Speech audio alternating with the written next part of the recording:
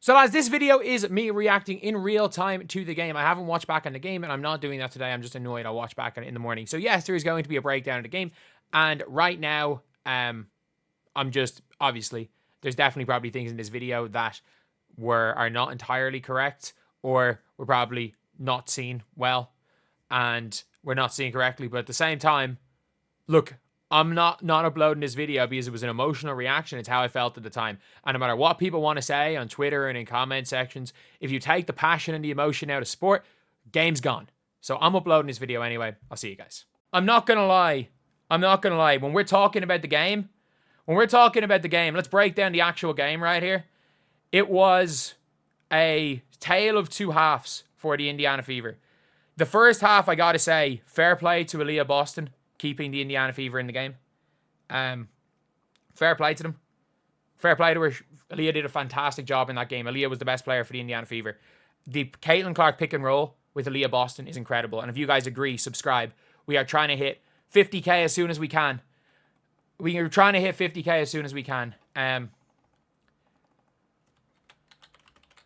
But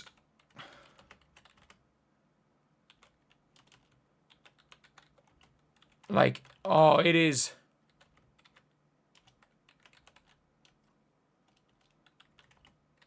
It is.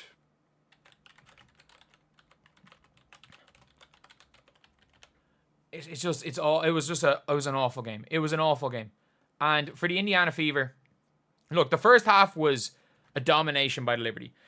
Sabrina Ionescu was unbelievable in the first half. Breanna Steward was iffy the whole game. She was good in the first half, to be fair. Natasha Cloud was fantastic. Natasha Cloud all around was fantastic, I have to say. Brilliant in the first half. They could not live with Natasha Cloud. First half for the Fever, Sophie Cunningham, Lexi Hull played well. They played well. Natasha Howard was absolutely non-existent. Thank you so much, Ed, for the $2. Natasha Howard was non-existent in the first half. Caitlin had a unbelievably good first quarter. She had 7.6 assists in the first quarter. She looked unbelievably good. She then had a really, really bad second quarter, like an uncharacteristically bad second quarter. Like, she was horrendous. She was horrendous. And the problem is that, like, if we're going to be honest, and in the third quarter, Caitlin took over by herself. And Caitlin then went and scored a game-tying basket in the fourth. And the honest truth is about Caitlin Clark is that she is, like, I've said this for a year. Caitlin Clark is she is a flawed basketball player. Caitlin Clark, as a basketball player, has flaws. And one of her big flaws is that she mentally checks in and out of games. She mentally checks in and out of games sometimes. So if she's playing bad, sometimes she checks out. That is a fact. If she's playing bad, sometimes she will check out of a game. And it's not right. It's not something you want. But as a coach, you have to know that. You have to know that. So instead of, giving her the ball and letting them play through her, the Indiana Fever coach decided, you know what, Caitlin's going to go off the ball. Kelsey Mitchell, at one stage, there was a stage in the game where Kelsey Mitchell was where Caitlin Clark played 37 minutes, Kelsey Mitchell played 34. There was a 3-minute spell where Kelsey Mitchell played the point guard without Caitlin Clark on the floor exclusively. The team was minus 10. The team was minus 10 with Kelsey Mitchell a point guard. Kelsey Mitchell a point guard does not work. It does not work. Caitlin Clark a shooting guard does not work. Do you want to know why? Because, by the way, and I'm not saying Caitlin Clark reverses the ball either, I counted in the fourth quarter. And by the way, this is how they lost the fourth quarter. They lost the fourth quarter by playing Christy Sides ball. They tried to dribble out the clock from about 8 minutes to go. They got in the lead by forcing turnovers, playing aggressive, running the floor, being up-tempo, and they tried to dribble the clock out. How many more games are we going to,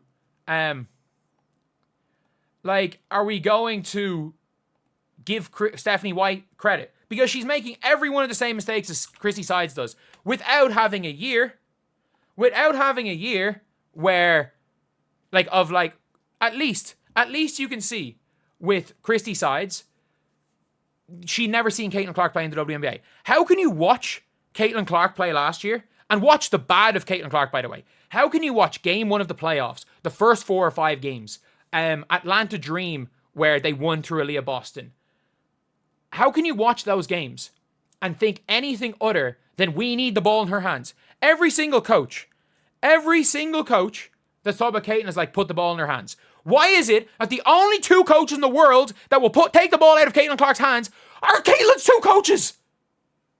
Why are the only two players that will take the ball out of her hands? And then the problem is, and this is a big problem with Caitlin Clark. Thank you, Tom, for the $10. When Caitlin Clark is out of rhythm, she tries to shoot her way into rhythm and takes dumb shots. When Caitlin Clark does not touch the ball, she gets annoyed and does something dumb.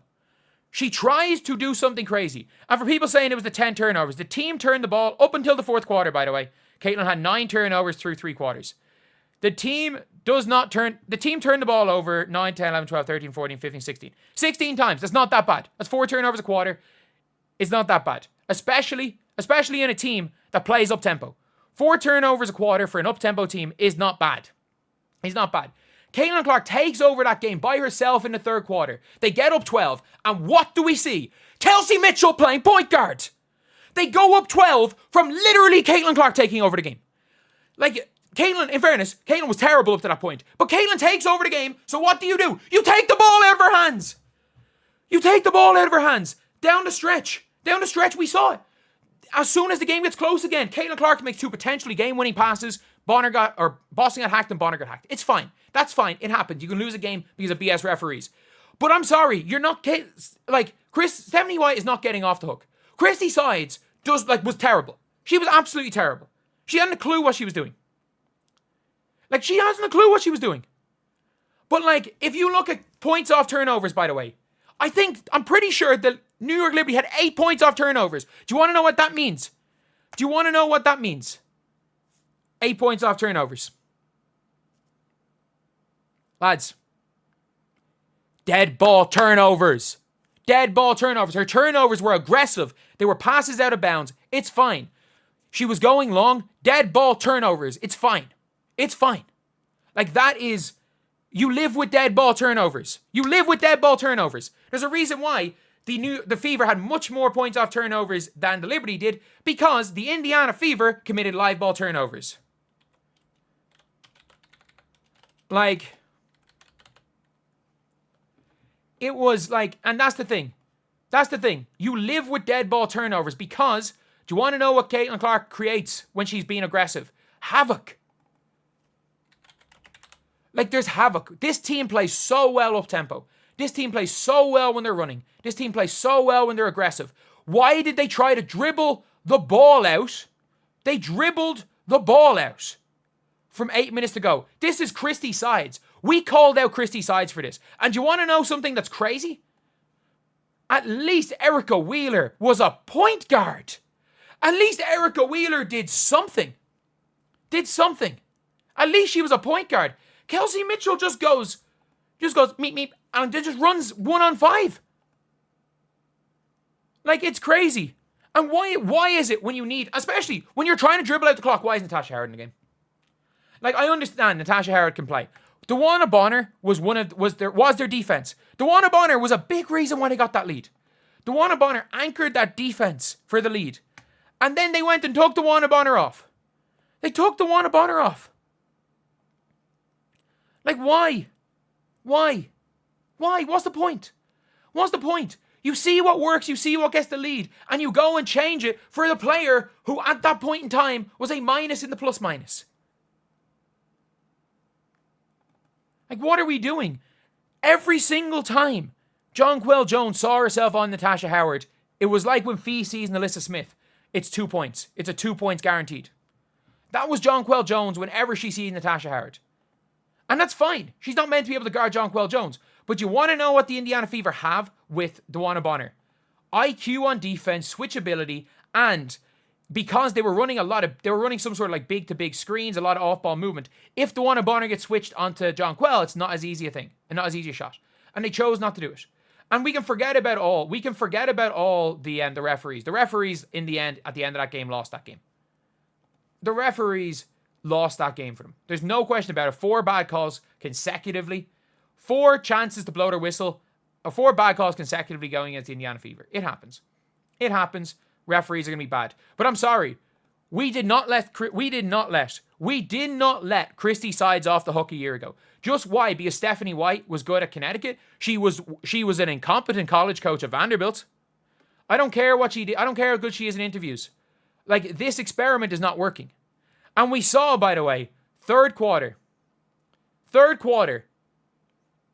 quarter, by the way, Caitlin Clark on the ball, 29 points. Second quarter, off the ball, 17 points. Third quarter, on the ball, 30 points. And they started off 4-0 and started the third quarter. They started off 4-0 at the start of the third quarter. So they score 30 and go 4-0 when Caitlin Clark is able to get in her rhythm. And you take the ball out of Caitlin Clark's hands the rest of the game. You score 8 points in 8 minutes. It doesn't work.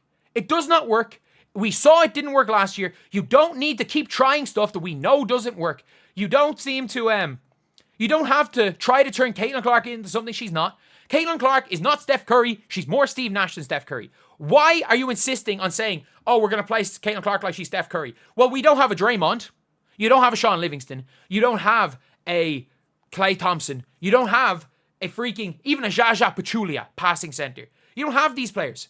You don't have these players. Kelsey Mitchell is sometimes Klay, sometimes sometimes the freaking Jamal Crawford of Lou Williams's. Like, it is so annoying looking at this because I'm like, we saw every single thing that did not work for the Fever, and we are seeing the Fever do exactly the wrong things they did last season. Exactly the wrong things they did last season. Every single flaw with the Fever in the playoffs. Every single reason why the Fever lost to the Sun. Every single reason why her Sun team. Do we not remember Game 2 in the playoffs against the Sun? Caitlin Clark scores or assists on the Indiana's first 20 points. They are winning. Scoring and assisting on the first,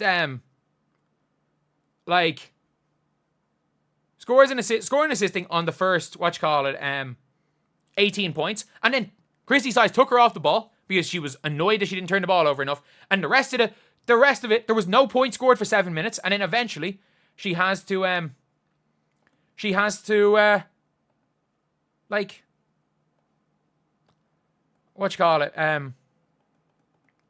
come back on and start doing stuff. It's ridiculous. It's absolutely ridiculous. And Stephanie White can't call a challenge on Lexi Hull because for some reason Natasha Howard runs the pick and go nowhere. When it's the Caitlin Clark and Natasha Howard, it's not a pick and roll, it's a pick and go nowhere. Aaliyah Boston, there's a short roll, there's a hard roll, there's a pop. When Natasha Howard, it's pick and then just walk towards somewhere. And Caitlin Clark got stuck and had to freaking call a timeout. Like, I'm sorry. I'm not letting Stephanie White off the hook. I am not letting Stephanie White off the hook. That was a pathetic coaching performance off the back of a pretty bad coaching performance off the back of a pathetic coaching performance. She has coached 4 games for the Fever. 1 was against an incompetent Sky team. The other 3 were awful coaching performances. Horrendous coaching performances. Like, what even was that end line play at the end of the game? Sideline play. I understand you have plays, but like, what the hell is that? What is going on? And the funniest thing is that this Indiana Fever team is fun to watch when they play fast. And the funniest thing is, they are good to watch when they play fast. They're good when they play fast. They play well when they play fast. They're fun to watch. They're interesting. Even if Caitlin's not hitting shots, they look fine. Why is their coach trying to slow down a team that only looks good running? They only look good running. It's ridiculous. It's absolutely ridiculous. We had a year of Christy Sides. A year of it. We can't do another year of Christy Sides. I'm sorry. We cannot go another couple of years with Christy Sides. We cannot go because they're not going to fire Stephanie White at the end of this year. Stephanie White talking about let Caitlin be Caitlin. Playing slow does not work for Caitlin Clark. And that's the problem. Caitlin Clark's a flawed basketball player. Caitlin Clark needs a certain system to be good. This team is not going to be good without Caitlin Clark. Caitlin Clark is not good without the system. Play the Caitlin Clark system. Like, yes, if Caitlin Clark is not on this team and all of these other players are there, you could have more success with the way you're coaching. The problem is that this team goes nowhere without Caitlin Clark, and Caitlin Clark goes nowhere with this system. You go where Caitlin Clark takes you. That is how this team is going to be best. That's the only way this team has a chance to win. And this is a game that matters, by the way. These are not the Atlanta Dream. These are not the Atlanta Dream. This game matters. But anyway, yeah. Ridiculous. Absolutely ridiculous.